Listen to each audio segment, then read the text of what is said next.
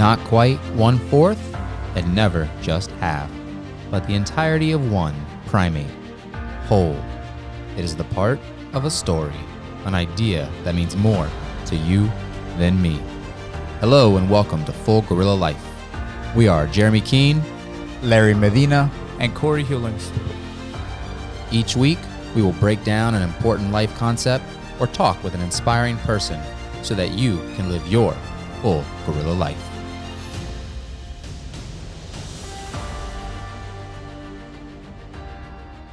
Hello, welcome back to the podcast. We are excited about our guest today. We have Alden Bing, the owner of Orchid Island Brewery here in Vero Beach, Florida. They have been around for about 5 years now, and the Grove to Glass, a beer project, is what I've read, and it sounds like a fun story. We're looking forward to learning about your journey. Thanks for coming on. Awesome. Thanks for having me, y'all. So we like to put our listeners through a gorilla gauntlet is what we call it. Rapid fire, quick synopsis of who they are so we can kind of get to know you pretty quick. So, all right. We're going to start out married or single? Married. Any children? One boy. How old? 15 months. Oh, just new too. About the same as mine. City you live in? Vero Beach. iPhone or Android? iPhone. Favorite movie or book? 21 Irrefutable Laws of Leadership by Maxwell. Cool.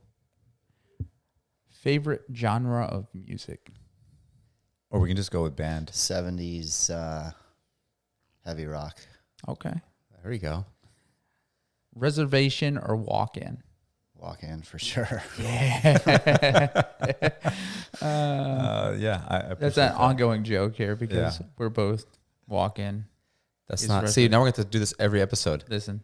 We all go out and there's like 10 or 15 of us. No. And nobody wants to make a reservation. No. We're going to be there a while for 15 people. He'll do it for just his Dunkin' family. Donuts and his kids. Okay. What's the reservation? Anyway, next question. But favorite type of food? Thai. Thai. Okay. What part like the curry type or like? Yeah, I've been getting a lot into curry, but Or sushi. both. There's a couple of places in town that do a pretty good job, but like pad Thai. Yeah, I love pad Thai. Okay. There used to be a place in Sebastian there on 512. They were really good. But Really? there's a place in Vero? Not that are full on, Yeah. but Those guys Yeah. in Sebastian. Did you ever have that one in Sebastian on 512 there? They were two white dudes, but they lived in Thailand for, I don't know, like 10 years or something. They came and started a restaurant. It was phenomenal, but I don't know what happened to them. They went out of business, obviously. Nobody in this room but me knows about them. So. What do you drive? I drive a Toyota truck. All right. And the final one, I probably know the answer to this one. Beer, whiskey, or wine? Beer. All right. Right on. So can you start by giving us a little background about yourself, who you are and what made you make the transition into where you're at now? Sure. So, born and raised here in Vero Beach. Went to Vero Beach High School and moved away to go to college. The person that I ended up marrying, who's my business partner and the other half of Orchid Island Brewery, Val, she and I met in high school, and it wasn't until after high school that we started dating. Got engaged, finished school down in South Florida. We went down to Florida Atlantic University. Cut our teeth down in South Florida with jobs for a couple of years after school, and then a spot opened up for us both for jobs here in Vero, so we moved back from Jupiter to Vero.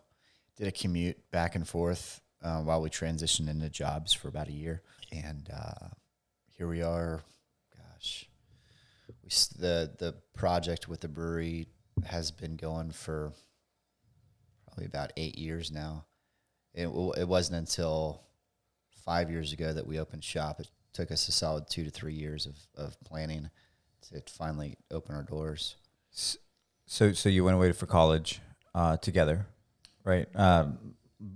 So you guys weren't together at that time? No, we started dating our freshman year of college. So just kind of serendipitous that you guys ended up going to the same. Yeah, it was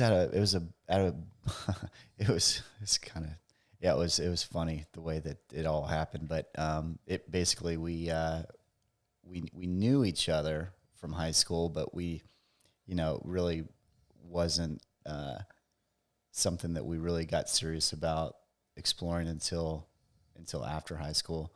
But it was at a buddy's house party during the summer of 2002 that we ended up connecting and started dating. Oh wow. Okay. So what did you guys go to school for? I went for business school, Okay. and Val went for education, So what kind of jobs did you have before the brewery then?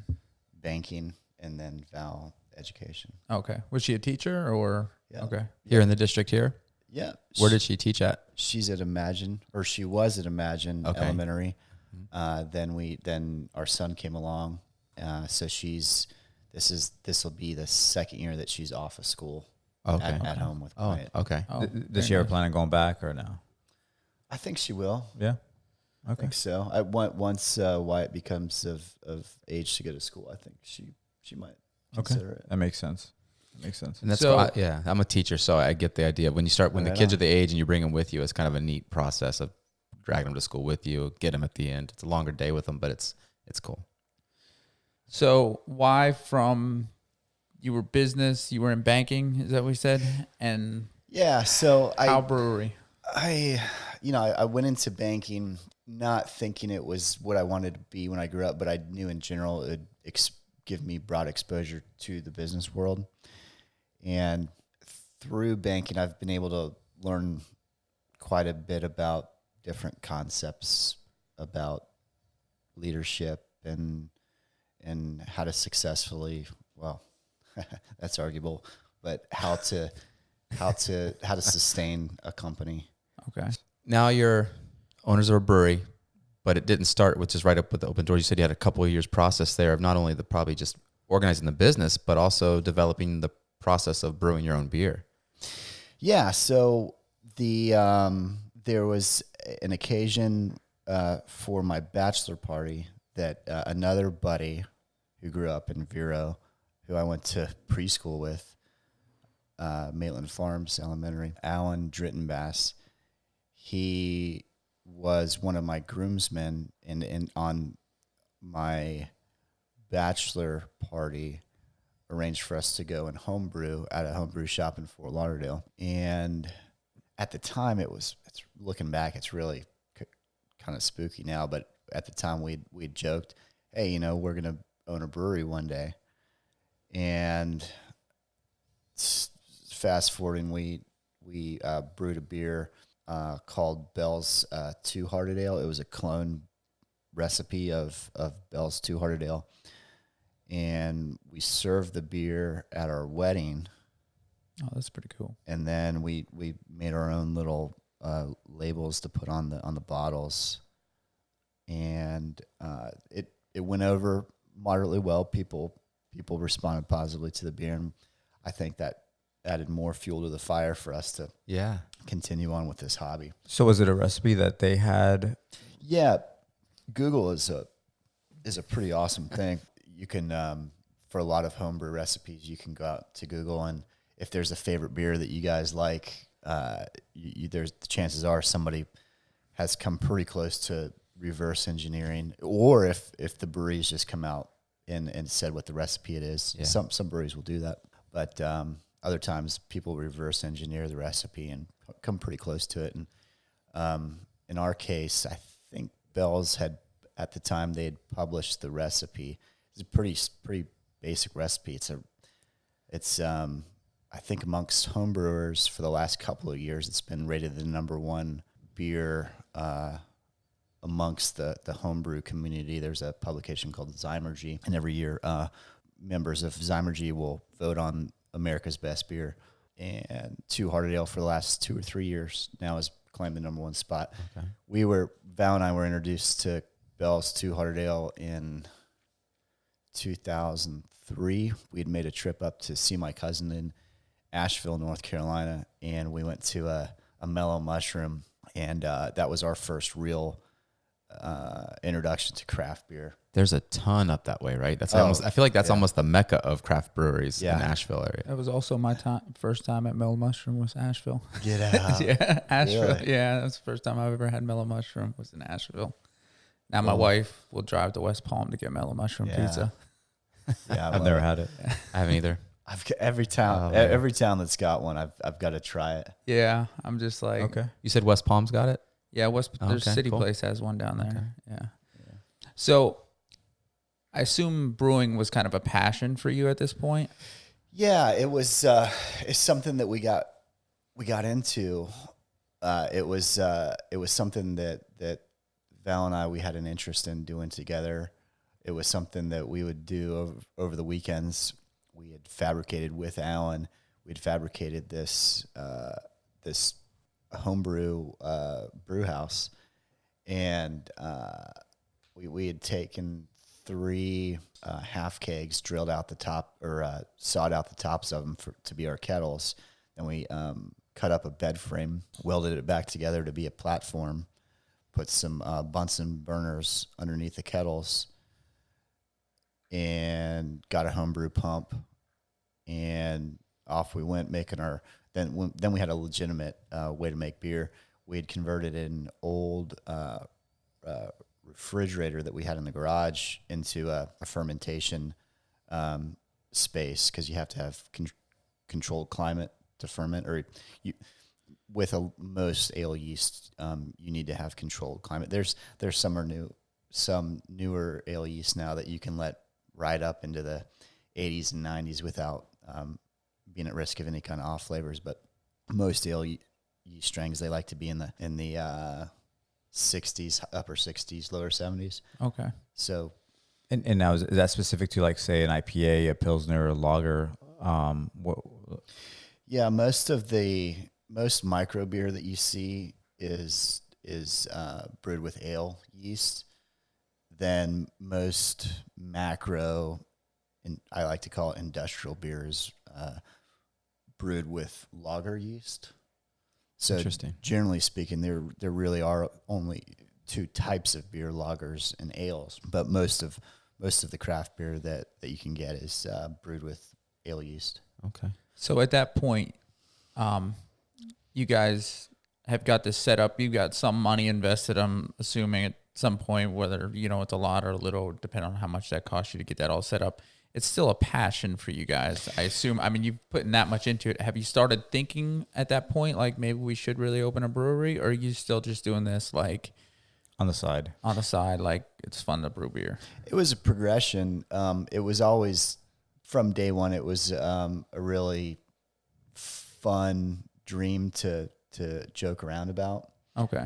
But part of the continuum of what finally made us take the step to go professional, I think a big part of it was that we had been invited by Southern Eagle locally to participate in, I think it may have been one of the, if not the first craft beer festival on the Treasure Coast. It was, at the time, it had taken place at the baseball stadium in Port St. Lucie. Okay. So how did they find out about you if you guys weren't? We were... I mean, were you just known in the homebrew community, or is that like a community that people know each other? Or So I think it was through our network of friends that Phil found out that we were homebrewing. And then at one point we said, okay, we're gonna claim a label. And at that time we went ahead and claimed Orchid Island. We got invited to go, and we're technically still homebrewers, but here we are flying this banner of a brewery. yeah, Didn't have a commercial brewer's license, but fake it till you make we it. were still giving away our beer. Yeah. So Yeah. we Yeah. So it didn't Yeah. matter at selling that it. point. Yeah. Okay. Right. Well, and not only that, but that's a good way to test the market, Sure. right? Yeah. Like so now you have an audience, you're giving them your beer, and now you can have some honest feedback how good or bad it is, right? Yeah. It was tremendously both. It was tremendously gratifying, but also pretty humiliating to because everybody's palate is different. You know, people are going to react differently to what you pour them. I think we had received enough positive feedback that ultimately boosted us to the point where we said, okay, we're confident enough to go ahead and invest hard-earned money into it. Yeah. So, so it sounds like there were some naysayers, right, during this testing of the market. So how did you deal with that? So there's pretty big differences in opinion about what beer is across demographics, specifically age demographics. Most of what some of the baby boomer generation perceives to be beer is light flavored lager, because that's what they have always, or for most of time, that's what they were accustomed to. It wasn't until 1979 that Jimmy Carter lifted a ban on home brewing, where people, a lot of it started out in Boulder, Colorado. Through the University of Colorado, they had offered the first home brewing class through this guy. Oh, interesting. Named Charlie Papazian. Anyhow, that was really this recent renaissance of craft beer in America. That's really where the roots of it were. So circling back to your question. Yeah. So do you just block out the naysayers, like as far as like anybody has any negative feedback? Are you just like, okay, I'm gonna maybe take the positive, the constructive criticism? Yeah, the constructive counters, exactly, and maybe I'll modify it, or maybe I'd say, hey, it's not for everybody. Yeah, it's just the realization that what we make is not for everybody, because we do some pretty radical stuff. We do what we're inspired to brew. Some people like what we do, and others don't. But we're okay with that. We're not a brewery trying to appeal to everybody across the spectrum. Even though that would be great, we know that some of our beers are not going to be a mass produced beer. When I noticed on your website, and I don't know if you have that many all at once, or if it's just that you throughout the seasonal, like I saw, I think upwards of 40. You have 40 different types of beer that you guys brew. Yeah. Gosh, there's probably at least a couple of 100 different styles of beer if you really get down to it. And we like to, I think for us, what inspires us is citrus, and the different flavors that originate in citrus inspire different directions we go with different styles. Mm-hmm. And that's another part of what makes the industry so self-rewarding, is that you're given a canvas where you can really be creative. Yeah. And there's something really rewarding about that. Now, when you do all that, like I don't want to backtrack per se, but there's probably a lot of experimentation that you probably had some that you knew before even letting others taste it that just didn't work. Does that, and there's a time there. So there's not only you messing with these ingredients, like you say, then you have to have the patience to let it ferment and then know that it could flop in a way. I mean, that's probably a interesting process. I flopped trying to make beer. Yeah. Yeah. It's so every batch is like a snowflake. Every single one, no matter what, even if you're brewing with the best science out there and automation out there, every batch is going to be a little bit different. But there in the beginning, there was a lot of experimentation or empirical investigation. I guess that's a fancy way to say it. But the nice thing about beer, it is somewhat forgiving in the sense that as long as you don't make any really serious mistakes in the process, typically speaking, you'll have a end product that's still tastes good. Okay. It's when you start getting off flavors that are not palatable. For example, there's this one off flavor that if you get any kind of metallic corrosion coming off of your equipment, that can lend to a metal taste. Okay. Oh. That makes sense. Yeah. Yeah, you don't want that. That's just something that you can't really overcome. Even after it's brewed, you can't really overcome that. You can't remove that. So I think to date on our commercial system, we've dumped 3-4 batches. Okay. They just didn't meet our QA Gotcha. standards. Now, going back to the citrus, because that's our location is huge citrus. I know it took a hit, but it's still here. And you've really focused on that. And then another thing is using the resources you have here. And I would love for you to talk about how you get your water. Because Sure. I've never thought of it to that level, but No. the fact that how important the water is, and then you guys do something that I've never heard of before. I'm curious. I don't even know how many other breweries might even do this. And how'd you even come across this? Yeah, it was random that we discovered this technology. But going back to like the sort of the philosophy or approach that we use to our beer originated not in the very beginning, but I guess in later history is what we'd think of it. Most of commercial beer originated in a place, northern France, southern Belgium, in these barns, and they call these beers saisons. Okay. So very much parallel to the wine industry, where you hear people refer to wine as the flavor of it as the terroir, I think is the term used. But that's a term used to describe the flavor of the dirt, and that carries through the grapes and into the wine. The same philosophy applies to beer, where people would take whatever crop was growing on the farm, add it as an adjunct to flavor the beer, and you had in that region of the world, that style of beer is called saison or season. So whatever the local flavor was, that was what flavored the beer. And we took that same philosophy and brought it to what we were doing. Having grown up in Vero, I'm not from a citrus family, but I have a lot of friends whose families are in the citrus industry, had a lot of exposure to the citrus industry. And I remember walking through Syngenta, where we're right next door to, when I was 7 years old. That's off topic, but That's all right.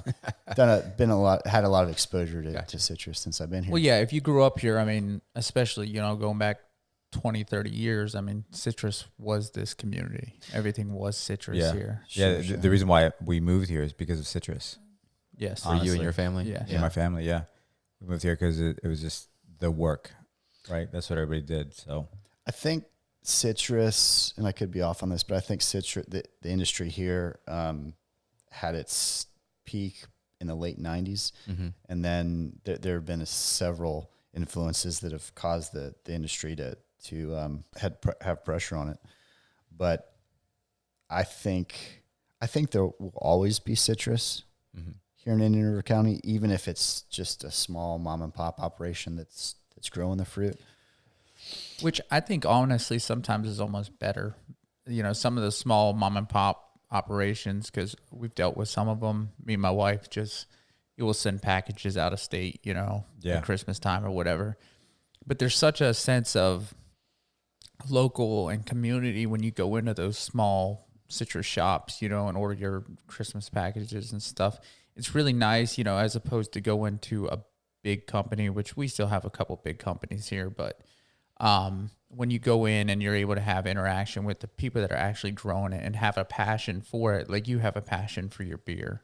And I think also there's something to be said for your company in Orchid Island, that you guys have been able to stay passionate and brew what you, like you said, what you want to brew. Instead of trying to, meet the mass market and get as many people or fill as many, people's palates as possible, you're still brewing what you want to brew. And that's a true passion. And I think people are drawn to a true passion just as much as they're drawn to something that is going to meet the mass market. Yeah, I remember walking around our neighborhood with my childhood best friend, Colin. We would find these, they called them straggler trees, growing on the edges of groves that they weren't picked, but they were, I guess you could consider them wild citrus trees. And we knew we were allowed to go and pick that fruit and not get in trouble. So these trees are actually like 30, 40 feet high because they're not groomed. And we'd climb these insane heights to maybe pick 3 or 4 pieces of fruit. But there was a lot of adrenaline rush in that, and I still vividly remember picking that fruit, and then we would take it around the neighborhood and try to sell this fruit. So you're an entrepreneur as a younger, That's awesome. It was just, well, we like climbing. That was something that we loved doing as kids, but there was something about having to climb 40 feet up in the air and climbing out on this limb to pick this one piece of fruit. And it was such a challenge. Might have taken us an hour to finally get to the piece of fruit. Yeah. And subconsciously, I think that maybe one of you'd mentioned a passion. It's always fruit, citrus is always a cornerstone for Val and I to reach back to gain inspiration. It's running a business is much more complex than a hobby. And a lot of times you can get lost in the minutia, lose your passion. Yeah. And go off track of what you originally set out to do. But for us, citrus is that thing that we can always reach back to, find a sense of peace and a sense of identity. I can see that how it would, if you have that cornerstone to ground you, even if it gets kind of out of the way, or you start thinking too much about the headache of the business side of it, you can go back to there. That's definitely recenter you. Yeah, so I think we skipped over a little bit on how you capture water, right? So you capture water through a dehumidifier. Yeah, it's this technology that originated in Australia. Evidently, they have groundwater sourcing issues in Australia, so they needed to come up with a solution. And ingenuity, I guess, is or necessity is the mother of all invention. Either that or laziness. That's. But go ahead. Sorry. So they came up with these machines. They call it atmospheric water. I call it a glorified dehumidifier, essentially. Okay. So we have these machines that capture the humidity out of the air. They produce up to 55 gallons per day on a really humid day. Wow. Like today. Yeah. like most days here in Florida. Yeah. I feel like we need to set up Definitely a has- couple more of these things just around the city. Yeah. That's awesome. Yeah, it played really well into our philosophy of source local, have something that is an embodiment of our environment. I mean, let's face it, we're making a product that people are ingesting, and there's a big responsibility that comes along with that. But philosophically, it's really fun for us to say, okay, yeah, we are making a product with the air that we are breathing, essentially. So as Jeremy mentioned, you have like hundreds of beers, right? In variations and combinations. When you first opened, though, what'd you open with? How many beers? So the beer that we have invested the most time and energy into has been a beer, what's now known as Star Ruby. In the very beginning, it was a beer that's probably quite a bit different than what it is right now. Okay. And we've made improvements along the way. Like the first batch of Star Ruby we brewed with municipal city water, and just the water component alone will drastically change the flavor of a beer. Our ability to really make clean beers is kind of what drove us to really pursue the atmospheric water route. So for instance, like reverse osmosis, which a lot of people can relate to as clean water, is 20 parts per million impurities. The atmospheric water that we're using is 2 parts per million impurities. And if you can think of it as a blank canvas, if you will, this water allows us to approach the beer and be able to replicate water conditions from the region of the style of the beer. Mm-hmm. So, for instance, if we knew we wanted to brew it's September right now, Oktoberfest beer, what we do is get online, Google the water conditions of Munich, and we will build the water back up to be the same water conditions as what the German Munich brewers are using to make so it Marzen. changes the. Yeah. Oh wow. Yeah. Okay, so you bring that country or that area right to here, right there. That's awesome. Yeah. Definitely. All right. So, That's so you, really neat. yeah, it's awesome. So you do your brewing. Once you do your brewing, there's some residue. There's some things that come out of that, right? Some waste, quote unquote. Sure. So what happens with all of that? So the main, one of the biggest by volume, the biggest byproduct of the brewing process is our spent grains. There's a local farm here called Bertie Hogan Farms that will take our spent grain. We'll give it to Doyle. He'll come with his pickup truck every brew day and pick up our grain, take it out to his farm, and his cattle will eat it. There's something symbiotic about the relationship in that he takes the grain, feeds it to his cattle. Then we also have a kitchen at our tap room, and then we'll source from him the beef for our kitchen. So it's that's awesome too. Yeah, you've definitely got a good process. ecosystem, if you will, of the area. Sure. Yeah. So there's a big event that's coming up, right, for you? Yeah, we'll we be talk about that? celebrating our 5-year anniversary coming up this coming Saturday. We call it Spectrum Day.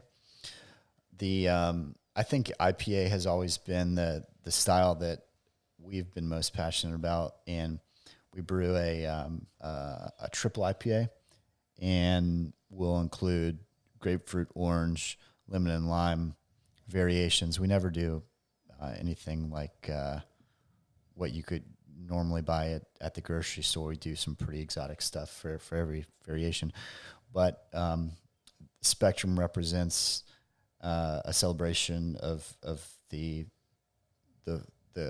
concept of what we do with citrus to the max. So we cover the whole citrus gamut with this beer, and we brew up an IPA, a triple IPA, and we release it once a year. Awesome. And what day is that? Saturday the 21st. We go All right, from September noon 21st. till midnight. Oh, Okay. awesome. Okay, That's awesome. good to know. Yeah. So where are you located at? We're on the corner of Flamevine and Ocean, so about a block south of Waldo's and Ocean Grill. All right. So as the last question that we typically do, if you can give out something to our community, right? Give back to our community, to our listeners. What is something that they can do that can help themselves immediately without any real cost or without any real time? To just something that they can do really quickly. What is something that you can think of? Sure. So I think that if there's ever any type of hobby or passion that or at least in our case, making beer was something that we would be happy and content homebrewing. And if we never told anybody else what we were doing, but we were still content with what we were doing, and we know that we could be happy for the rest of our lives doing it, I think that's a pretty good indicator of something that's a worthy pursuit. I like that. That's awesome. Okay. Yeah. And last but not least, where can they find you? We're at 2855 Ocean Drive, and then we're also on Instagram, Facebook, and our website, orchidislandbrewery.com. What is your Instagram handle? Orchid Island Brewery. Okay. I'm Brewery. Awesome, man. We appreciate you coming in for Thanks sure. so much for coming out. Yeah. Absolutely. Thank you so much. Again, this is Corey. If you guys got any questions, comments, or concerns, you can get us at fullgorillalife@gmail.com. And if you want to follow us, see what's going on our social media, you can get us on Twitter and at Gorilla Full, and on Facebook and Instagram at Full Gorilla Life. And this is Larry. Please hit subscribe on your podcast app of choice. One day I'll get it right. Thank you, ladies and gentlemen. Later. Thanks a lot.